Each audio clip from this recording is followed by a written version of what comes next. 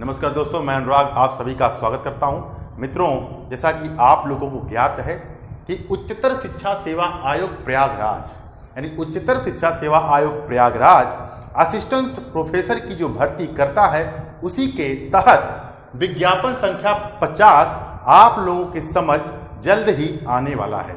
यानी विज्ञापन संख्या 50 आप लोगों के समझ आने वाला है। सीटों की संख्या पर्याप्त है, हर विषय में सीटें ठीक ठाक रहेंगी। अभी चूंकि ऑफिशियल डाटा हमारे पास उपलब्ध नहीं है, लेकिन जो कुछ सोर्स हैं उनके द्वारा जो हमें ज्ञात है कि हर विषय में ठीक ठाक सीटें होंगी। मित्रों, इस परीक्षा में जो ये उच्चतर शिक्षा सेवा आयोग असिस्टेंट प्रोफेसर की भर्ती करवाता है, उसमें एक पेपर होता है, 100 सवाल आते हैं और उसके बाद जब आप उस परीक्षा को पास करते हैं तो मात्र 30 अंक का इंटरव्यू होता है। अब हम आते हैं, इंटरव्यू की बात हम बाद में करेंगे। जो हमारे 100 सवाल आएंगे, जिसमें 70 सवाल आपके अपने विषय के होंगे और 30 सवाल आपके जनरल नॉलेज के होंगे, सामान्य ज्ञान के होंगे। मित्रों, चूंकि मेरा विषय अपना समाजशास्त्र है, तो समाजशास्त्र की चर्चा मैं लगातार वीडियो बनाकर करता रहूँगा। उसमें क्या इम्पॉर्टेंट है, क्या पढ़ना है, क्या छोड़ना है, कैसे अधिक सवाल अटेम्प्ट करने हैं कि हमारे सारे सवाल लगभग सही हों। क्योंकि माइनस मार्किंग तो है नहीं यहाँ पे, तो लगभग सभी तो करने ही है, हमारे गलत कम हों, मतलब आसान हमारे एक भी सवाल गलत ना हो। ऐसी तैयारी हमें, चाहे हमारा विषय हो, चाहे सामान्य ज्ञान का खंड हो, कहीं भी हो, हमें ऐसी तैयारी करना है कि हमारे कम सवाल गलत हों। ठीक है दोस्तों। हाँ, मैं ये नहीं कह सकता कि 100 में 100 तो हम कर नहीं सकते, वो अलग चीज़ है, लेकिन 100 में जो अच्छा स्कोर माना जाता है, हर विषय का अपना अलग अलग नेचर है, लेकिन अगर 80% के ऊपर आप करते हैं तो आपकी तैयारी ठीक ठाक है, अच्छी है। और वो विषय के ऊपर निर्भर करता है और पेपर के ऊपर निर्भर करता है कि पेपर बहुत आसान आ गया तो 80 क्या 90% भी चला जाता है, 88, 87, 100 में लोग कर देते हैं। तो ठीक है मित्रों, ये रही विषय की बात। सोशियोलॉजी का मैं हूं, तो सोशियोलॉजी पर वीडियो बनाता रहूंगा, आप लोगों के समक्ष प्रस्तुत करता रहूंगा। पहले आज हम बात करेंगे जीएस की, यानी नहीं सामान्य, ये जीएस यहाँ वहाँ मतलब इस सिलेबस में जीके दिया हुआ है, जनरल नॉलेज दिया हुआ है, तो वही सामान्य ज्ञान की बात आज हम चर्चा करेंगे आप लोगों से। मैं आशा करता हूँ, उम्मीद करता हूँ कि हमारे जो भी मित्र, प्रतियोगी मित्र असिस्टेंट प्रोफेसर की तैयारी करते होंगे, वह सिविल सर्विस का भी एग्जाम जरूर कुछ लोग देते होंगे। कुछ भाई हैं जो नहीं देते हैं, लेकिन अमूमन देते हैं। तो जीएस सभी लोग ठीक ठाक पढ़ते होंगे, मैं ऐसा उम्मीद करता हूं। दोस्तों, 30 सवाल जो जीएस के यहां पर आएंगे, उसको 6 खंडों में आयोग ने सिलेबस के द्वारा निर्धारित किया है। अब उस 6 खंडों को मैंने कई पार्ट में तोड़ा है, आइए हम चर्चा करते हैं। देखिए दोस्तों, पहला खंड जो सबसे इंपॉर्टेंट है वह समसामयिक मुद्दे हैं। दूसरा मानव एवं पर्यावरण मैंने रखा है। तीसरा भारतीय संविधान और अर्थव्यवस्था, ये तीसरे में रखा गया है, लेकिन इसको मैंने 3A और 3B में हमने तोड़ दिया है। अब 3A में देखिए, भारतीय संविधान में आपको प्रस्तावना, छोड़िए इसको, फिर अर्थव्यवस्था 3B में, उसके बाद 4 जो आयोग दिया है, 4 में भारतीय इतिहास एवं भूगोल दिया है, तो भारतीय इतिहास को मैंने एक जगह कर दिया है 4A, और 4B को भूगोल को मैंने एक जगह कर दिया है। उसके बाद मेरे दोस्तों 5वां है सूचना एवं संचार प्रौद्योगिकी ICT।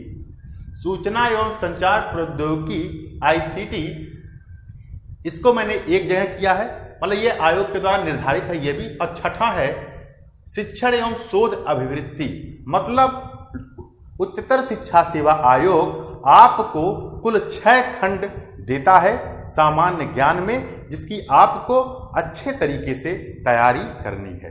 दोस्तों, अब अगर आप करना क्या, आपको सबसे पहले मेरे प्यारे दोस्तों, आप लोग उच्चतर शिक्षा सेवा आयोग का जो सिलेबस है अपने विषय का, साथ ही सामान्य ज्ञान का, उसको एक कॉपी में लिखिए, एक अच्छे A4 साइज पेपर में लिखिए और जहां पढ़ते हो वहां चिपका दीजिए। और हर खंड आपको याद होना चाहिए, सिलेबस आपको याद होना चाहिए। यानी सामान्य ज्ञान का जैसे आयोग ने हर विषय का, जिसे मान लीजिए भारतीय संविधान है, अर्थव्यवस्था है, उसमें वो टॉपिक निर्धारित कर दिया है। तो अब वो टॉपिक देखने में देखिए 4-5 ऐसे 3-4 समय दिया हुआ है। तो हमारा टारगेट क्या होगा कि हमें सबसे पहले पूरा सिलेबस का ज्ञान हो, उसमें कौन से टॉपिक है उसका ज्ञान हो। तो आइए दोस्तों, सबसे पहले हम चर्चा करते हैं हर यूनिट का कैसे हमें तैयारी करना है। दोस्तों, समसामयिक मुद्दा, यहां से हर हालत में, अब देखिए 6 यूनिट है ये, तो 6×5 = 30, तो 30 सवाल ऐसे बनते हैं मोटी मोटा। तो क्या हो सकता है कुछ में ज्यादा हो जाए, कुछ में कम हो जाए, ठीक है। करंट अफेयर्स के 3 सवाल रहें, किसी में बढ़ जाए, करंट अफेयर्स के 4 सवाल रहें या किसी में और बढ़ जाए, तो इस प्रकार भी हमको ध्यान देना है। आइए दोस्तों, क्योंकि देखिए सिलेबस आपका पर्याप्त है, टॉपिक पर्याप्त है, तो 30 सवाल बनाना मुश्किल नहीं है। तो एक मोटी मोटा दिमाग में यह रखना है हमको कि हर टॉपिक से 5 सवाल लगभग, कम भी हो सकता है, ज्यादा भी हो सकता है, बन सकते हैं। यह आयोग के ऊपर निर्भर करता है कहां से कितना सवाल बना दे, लेकिन फिलहाल हमें ऐसे ही तैयारी करना है। आइए दोस्तों देखते हैं समसामयिक मुद्दे। देखिए राष्ट्रीय एवं अंतर्राष्ट्रीय घटनाएं एवं मुद्दे जो हमारे करंट इवेंट होते हैं या इंटरनेशनल करंट इवेंट होते हैं, उस पर हमको विशेष पकड़ बनानी होगी। प्रमुख व्यक्तित्व, जैसे 46 में, 47 में, तमाम 46 में से दीपिका पादुकोण के बारे में पूछा गया था, 47 में एक वैज्ञानिक थे उनके बारे में पूछा गया था। इस प्रकार से, और 47 की जो परीक्षा हुई थी उसमें करंट अफेयर्स, सोचिए 47 का जब परीक्षा 12 जनवरी 2019 को हुआ, तो उसमें 2016 का करंट पूछ लिया गया था। तो समझ लीजिए ऐसा भी हो जाता है। तो प्रमुख व्यक्तित्व, खेल समाचार, विज्ञान के क्षेत्र में नवीनतम शोध। अब मेरे दोस्तों, मैं आप लोगों से बताता हूं कि जब यह परीक्षा, जिसे संभावित है कि यह परीक्षा नवंबर-दिसंबर में हो सकती है, नवंबर लास्ट दिसंबर में हायर एजुकेशन का परीक्षा हो सकता है, संभावित है ये। क्योंकि जिस तरह की न्यूज आ रही है कि अगले महीने में अगर फॉर्म हम लोग भर देते हैं, फॉर्म आप सभी लोग प्रतियोगी मित्र भाई लोग भर देते हैं, तो ये मान के चलिए आयोग के पास कोई अपना बहुत बड़ा काम अब है नहीं, तो वह परीक्षा जरूर करवाएगा। तो नवंबर लास्ट दिसंबर मानकर हमें तैयारी करना है। तो दोस्तों समसामयिक मुद्दे, इसके लिए दोस्तों अगर आप मासिक कोई पत्रिका लेते होंगे तो उस पर आपकी जबरदस्त पकड़ होनी चाहिए। रही बात अगर मान लीजिए आप नहीं लेते हैं, तो मार्केट में दृष्टि या घटना सार, देखिए और कुछ नहीं आपको करना, पूरा 1 साल का करंट, अगर मान लीजिए दिसंबर में परीक्षा हो रहा है, दिसंबर 20 में परीक्षा हो रहा है, तो दिसंबर 19 से दिसंबर 20, यानी दिसंबर 19 से दिसंबर 20, देखिए दिसंबर 19 से दिसंबर 20 तक का करंट आपको तैयार होना चाहिए। मतलब कहने का है कि आप उस पुस्तक को कई बार पढ़े रहेंगे तो दिमाग में कहीं न कहीं वह रहेगा, और ऑप्शन आएगा तो आप उसको पकड़ लेंगे। तो आपके पास इसके लिए या तो घटना सार लेंगे आप, या दृष्टि की जो पत्रिका आती है दृष्टि लेंगे, या यदि आप मासिक पत्रिका के रूप में जैसे पतली वाली क्रॉनिकल आती है, पतली वाली क्रॉनिकल अगर हर महीने ले रहे होंगे, पतली वाली जो क्रॉनिकल है दोस्तों, अगर आप हर महीने ले रहेंगे उसको, तब भी आपका काम बहुत अच्छे तरीके से होगा। तो मोटी मोटा यह हुआ कि समसामयिक मुद्दों पर हमें बहुत ज़्यादा परेशान होने की जरूरत नहीं है। यहाँ से 4 सवाल, 3 सवाल, 5 सवाल जैसे भी आते हैं, तो मैं दावा करता हूँ मेरे प्यारे दोस्तों, अगर आप घटना सार या दृष्टि की जो पत्रिका है, अगर उसका आपके पास 1 साल का कलेक्शन होगा, तो उस पत्रिका को अगर आप पढ़ लेंगे अच्छे से, तो मैं दावा करता हूं। अब पढ़ना क्या है आपको, पहली बात देख लीजिए, पूरी पत्रिका नहीं पढ़ना है, उसमें खेल समाचार को अच्छे से पढ़ना है, प्रमुख व्यक्तित्व को अच्छे से पढ़ना है, राष्ट्रीय एवं अंतर्राष्ट्रीय घटनाक्रम और विज्ञान में शोध, और उसमें बहुत सारे, देखिए उसमें किताबों के नाम हैं, पुरस्कार दिए रहते हैं, इसमें नहीं दिया हुआ है। तो सिलेबस के अकॉर्डिंग आपको तैयार करना। बाद में थोड़ा इधर उधर जरूर झांक लीजिए, जैसे और टॉपिक भी झांक लीजिए, लेकिन जो सिलेबस में दिया हुआ है दोस्तों, जो यहाँ सिलेबस में दिया हुआ है उसको अच्छे से आपको देखना है। यानी पूरा हमारा कंसंट्रेशन 100% सिलेबस के आधार पर तैयारी करना है। अब आप दृष्टि की जब पत्रिका उठाएंगे तो उसमें पहले राष्ट्रीय दिया होता है, फिर अंतर्राष्ट्रीय। ऐसे आपको 1 साल का पूरा राष्ट्रीय और अंतर्राष्ट्रीय 2-3 बार देख लेना है। अगर मान लीजिए आज ही आपके पास पुस्तक होगी जो अभी पिछले कुछ महीने में आई थी, तो उसको आप देखते रहिए। फिर नई वाली, जैसे अभी खंड शिक्षा अधिकारी, समीक्षा अधिकारी की परीक्षा होने जा रही है, तुरंत दृष्टि की और घटनासार मार्केट में आ जाएगा, तो घटनासार दृष्टि ले लीजिए कोई एक, उसको लगातार पढ़ते रहिए। राष्ट्रीय और अंतर्राष्ट्रीय वाला, व्यक्तित्व वाला देखते रहिए, खेल समाचार देखते रहिए पहले दोस्तों। उसके बाद विज्ञान के क्षेत्र में नवीनतम शोध यानी विज्ञान एवं प्रौद्योगिकी, उसको देखते रहिए। ठीक है दोस्तों। अब यानी ये रहा मोटी मोटा मेरे प्यारे दोस्तों। अब मानव एवं पर्यावरण यानी इन्वायरमेंट मेरे दोस्तों, आज कोई ऐसी परीक्षा नहीं होती है जिसमें इन्वायरमेंट न पूछा जाता हो, चाहे वो टेट की परीक्षा हो, चाहे यूपी पीसीएस की परीक्षा हो, और चाहे असिस्टेंट प्रोफेसर की परीक्षा हो। तो भैया देखिए, इसमें मानव एवं पर्यावरण का अंतः संबंध, ठीक है, एक टॉपिक पर्यावरणीय क्षरण कारण एवं निवारण, यानी इसमें प्रदूषण, ग्लोबल वार्मिंग, इन सारे टॉपिकों को कवर किया जाएगा। ठीक है, मतलब पर्यावरणीय जो प्रभाव हो रहा है, जो संकट उत्पन्न हो रहा है। ठीक, उसके बाद पर्यावरणीय संरक्षण है तो राष्ट्रीय एवं अंतर्राष्ट्रीय घटनाक्रम, जैसे है पृथ्वी सम्मेलन है, क्योटो प्रोटोकॉल है, इन सब चीजों को हमें अच्छे से देख लेना है। जैसे पिछली परीक्षा में मॉन्ट्रियल प्रोटोकॉल आया था, ठीक है, तो मॉन्ट्रियल प्रोटोकॉल हुआ, क्योटो प्रोटोकॉल हुआ, पृथ्वी सम्मेलन हुआ, जोहान्सबर्ग सम्मेलन हुआ, जितने कोप होते हैं सारे को हमको देखना है। तो यानी जो टॉपिक देखना है। अब देखिए, इसमें मानव एवं पर्यावरण का अंतः संबंध दिया हुआ है ना, लेकिन यहाँ पे कहीं यह नहीं दे रहा है कि कौन सा रिजर्वायर कहाँ पे है, लेकिन क्या है, पूछ सकता है, पूछा है। 46 वाली परीक्षा में सवाल पूछा है कि यह हिरन कहाँ पाया जाता है, इस तरह से सवाल, तो उसको भी हम लोग देखेंगे। ठीक है, मैं उस पर भी चर्चा करूंगा। तो ठीक है, मानव एवं पर्यावरण के टॉपिक को देखिए। बाद में मैं इनको जल्द, मतलब इस पर हायर एजुकेशन के लिए जो मैं वीडियो बनाऊंगा, उसमें इन सबको धीरे धीरे तोड़कर आपके सामने वीडियो में लेकर आता रहूंगा। ठीक है, अब आइए दोस्तों, यानी समसामयिक मुद्दे हो गया, मानव एवं पर्यावरण हो गया। अब देखिए, सर्वाधिक सबसे आसान, मतलब कहने का तात्पर्य है कि यहां से सवाल आपके गलत नहीं होंगे। भारतीय संविधान एवं अर्थव्यवस्था में प्रस्तावना, आपको देखिए भारतीय संविधान में प्रस्तावना, मूल अधिकार, नीति निर्देशक सिद्धांत, भारतीय राजनीतिक व्यवस्था में देखिए विधायिका, कार्यपालिका, न्यायपालिका, निर्वाचन आयोग, लोक सेवा आयोग। अब दोस्तों, इसकी तैयारी कहां से करेंगे? इसकी जो तैयारी देखिए, इस पर इधर चर्चा कर लेते हैं। मानव एवं पर्यावरण की जो तैयारी आप करना है दोस्तों, इसमें कुछ नहीं करना है, केवल घटना चक्र का पर्यावरण पर्याप्त है।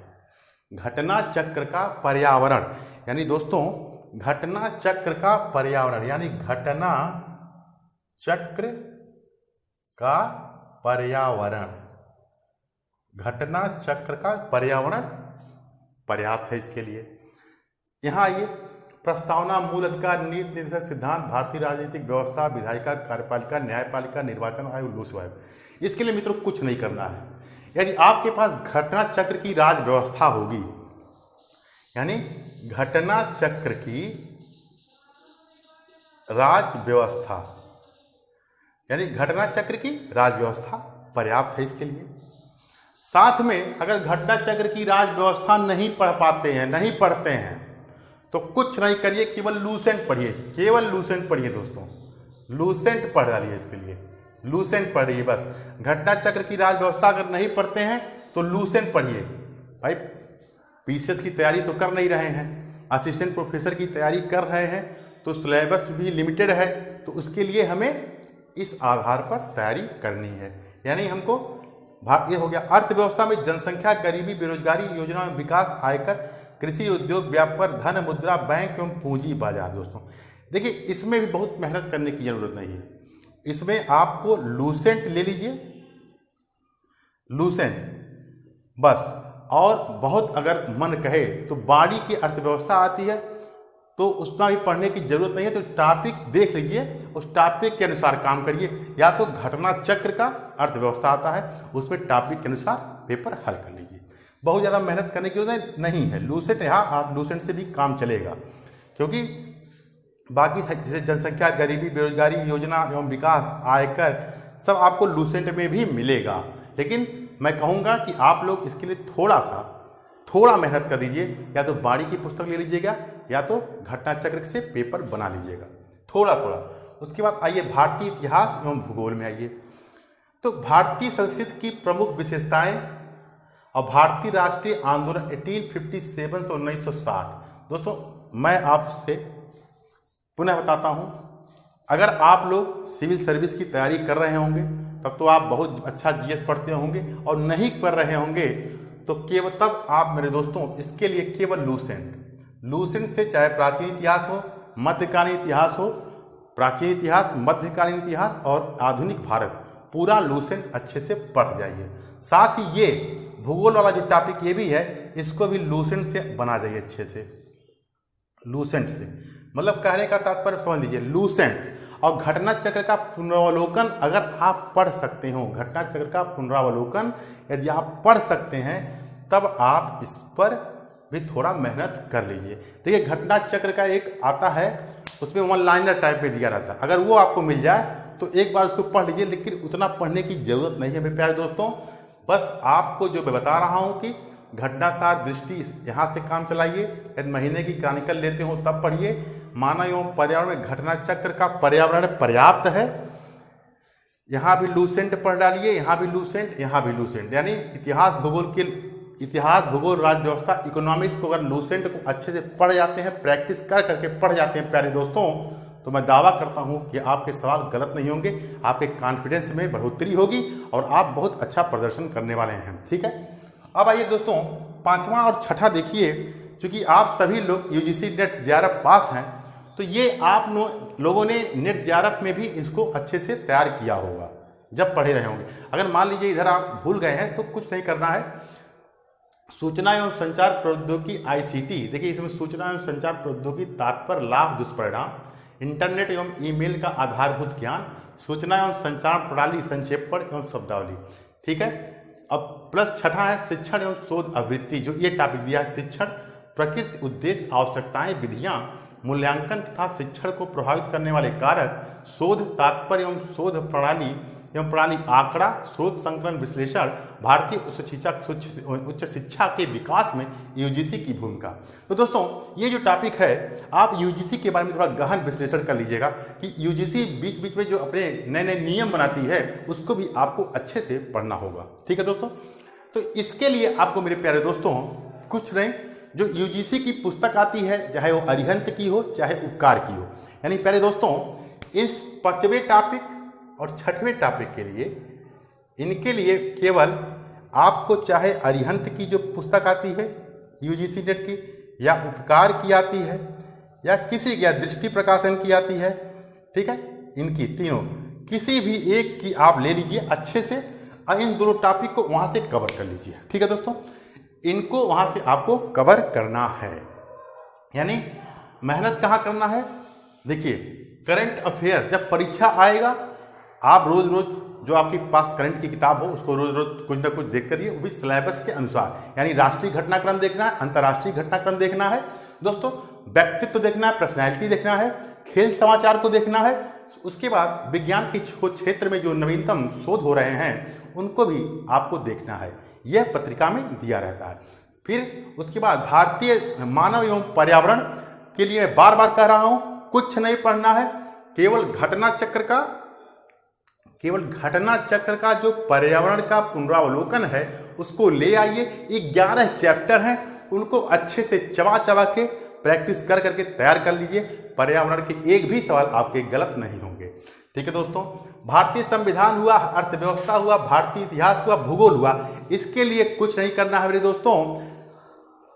जो लोग सिविल सर्विस की तैयारी कर रहे होंगे उनके लिए कोई दिक्कत नहीं, लेकिन जो मेरे प्यारे भाई बहन इसकी तैयारी केवल असिस्टेंट प्रोफेसर की तैयारी कर रहे हैं तो कुछ नहीं, वह केवल और केवल पूरी तरह से लूसेंट को फोकस करें, लूसेंट को तैयार कर जाएं, लूसेंट को इतने अच्छे से तैयार कर जाएं कि उनके सारे कॉन्फिडेंस अच्छे से बढ़ेंगे ही और सारे सवाल भी अच्छे से वो करेंगे।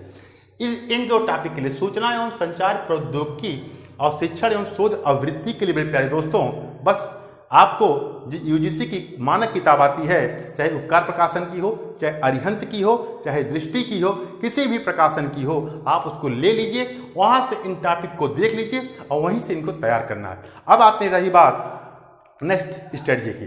दोस्तों, मैं आप लोगों से कह रहा हूं, ये असिस्टेंट प्रोफेसर की जो परीक्षा है, जो संभावित है, जो कुछ स्रोत के मतलब हमारे जो हैं जो बताते हैं कि नवंबर लास्ट या दिसंबर में यह परीक्षा हो सकती है।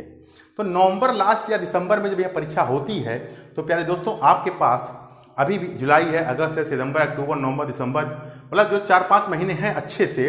अगर आप सच में असिस्टेंट प्रोफेसर बनने चाहते हैं तो भैया सब कुछ छोड़ दीजिए, केवल और केवल इसी की तैयारी करिए। अगर आप असिस्टेंट प्रोफेसर की तैयारी कर रहे हैं मेरे प्यारे दोस्तों, तो आपको अपना लक्ष्य केवल असिस्टेंट प्रोफेसर पर होना चाहिए। अब जैसे मैं अपनी गलती खुद बताता हूं कि मैं असिस्टेंट प्रोफेसर की भी तैयारी कर रहा हूं, समीक्षा अधिकारी की भी तैयारी करने लगा, मतलब सारी परीक्षाओं को एक साथ लेकर मैं चल रहा था। उसका असर क्या हुआ कि मेरा असिस्टेंट प्रोफेसर में कुछ 2-4 क्वेश्चन मुझे ऐसा लगता है कम हो गया। अगर मान लीजिए जैसे मेरा 66 सवाल था, अगर वही 4 सवाल और बढ़ जाता, 70 सवाल हो जाता, तो आराम से हो जाता। तो हो सकता है भाई इंटरव्यू में कुछ कम नंबर मिला हो। तो मैं, चूंकि मुझे भी खुद असिस्टेंट प्रोफेसर का एग्जाम देना है और मैं आप लोगों के साथ चलूंगा, और चूंकि आप लोग हमारे साथ हैं तो हम लोग मिलकर तैयारी करेंगे असिस्टेंट प्रोफेसर की। चूंकि मुझे और कोई परीक्षा देना नहीं है, लेकिन यह परीक्षा मुझे देना है, असिस्टेंट प्रोफेसर की परीक्षा हमको देना है। इसलिए मेरे प्यारे दोस्तों, हम लोग अब मिलकर तैयारी करेंगे। तो चाहे समसामयिक मुद्दा हो, असिस्टेंट प्रोफेसर वाला इसका वीडियो, मानव पर्यावरण का वीडियो, सारे का वीडियो मैं इसी के स्तर के हिसाब से, यानी असिस्टेंट प्रोफेसर में जिस तरह के सवाल पूछे जाएंगे, बहुत कठिन सवाल तो पूछे नहीं जाएंगे, वन लाइनर टाइप के सवाल पूछे जाएंगे, तो उसी का हम यहाँ प्रैक्टिस करेंगे। अब मान लीजिए लूसेंट का प्राचीन इतिहास दिया हुआ है, लूसेंट का मॉडर्न हिस्ट्री दिया हुआ है, तो यहीं पर लिख लिख के हम लोग प्रैक्टिस करेंगे। करंट अफेयर्स पूरी तरह से हम, चूंकि टॉपिक बहुत कम है, इसलिए इन पर हम लोग अच्छे से फोकस करेंगे। यहाँ पर जितना हो पाएगा हमसे हम प्रैक्टिस करेंगे। और आप लोग को जो यह रणनीति साझा किया गया है कि इन टॉपिक पर इन पुस्तकों का सहारा लीजिए और अच्छे से तैयार करिए। बहुत ज़्यादा प्रेशर लेने की जरूरत नहीं है। सबसे ज़्यादा ताकत आप उस 70 सवाल अपने विषय पर लगाइए और 2-3 घंटा केवल, अगर आप 7 घंटा 8 घंटा पढ़ रहे हैं, 5-6 घंटा ही पढ़ रहे हैं, तो मैं कहूँगा अभी जो समय है, अभी सबसे अधिक समय अपने विषय पर लगाइए।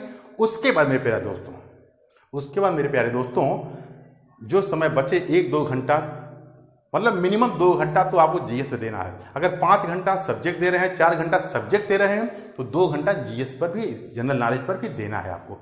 मित्रों, ऐसे अगर हम तैयारी करेंगे, टुकड़ों टुकड़ों में तैयारी करेंगे और सिलेबस को देख कर तैयारी करेंगे प्यारे दोस्तों, तो मैं दावा करता हूं कि स्कोर तो अच्छा होगा भी, सिलेक्शन भी होगा, हर हाथ में चयन होगा। तो प्यारे दोस्तों, इस बार मैंने भी तय किया है, अब चूंकि तय क्या किया है, मुझे अब यही परीक्षा ही देना है, तो दोस्तों आप लोगों के साथ देना है। तो असिस्टेंट प्रोफेसर की परीक्षा मुझे देना है, आप लोगों के साथ देना है। तो मैं प्यारे दोस्तों, आप लोग भी खूब मेहनत करिए, हम भी खूब परिश्रम करते हैं और इन सब टॉपिकों पर धीरे धीरे हम वीडियो बनाना प्रारंभ करते हैं। ठीक है मित्रों, आप लोग मेरा मनोबल बढ़ाइए, हमें अपना सहयोग दीजिए, जिससे मैं और अच्छे